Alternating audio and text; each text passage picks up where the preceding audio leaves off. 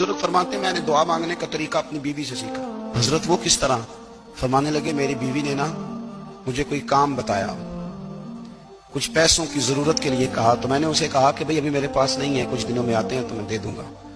औरतों की आदत होती है, वो बार बार याद कराती हैं। 2-4 दिनों के बाद फिर उसने कहा हजरत वो मैंने कहा था कुछ पैसे, मैंने उसे कहा कि अभी मेरे पास नहीं है, कुछ दिनों में मिलते हैं तो मैं तुम्हें दे दूंगा। उसने कुछ दिनों के बाद फिर कहा हुजूर वो मैंने कुछ पैसे कहे थे। फरमाते मैंने डांट दिया, मैंने कहा कि क्या तू रोज मुझे शर्मिंदा करती है? कहा ना मेरे पास नहीं है, होंगे तो दे दूंगा, तू रोज याद कराती है।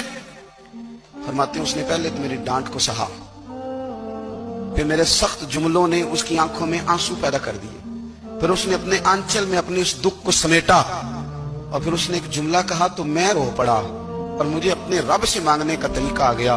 मुझे कहने लगी हजरत जी आपने डांट दिया, मैंने सह लिया, पर आप ही मेरे शौहर हैं, बताएं ना, आपसे ना कहूं तो मैं किससे जाके कहूं?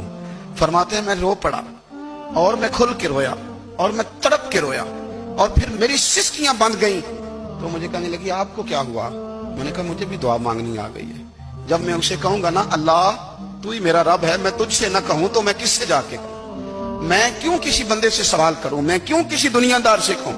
मैं तेरे बंदों का, नेक बंदों का वसीला लेके, तेरे महबूब की गुलामी लेके तेरी बारगाह में आया, तुझसे ना मांगूं तो किससे मांगूं? समझ आ गई है, जब मैं इस रंग में मांगूंगा तो फिर रब मेरे ऊपर बड़ा ही फजल फरमाएगा।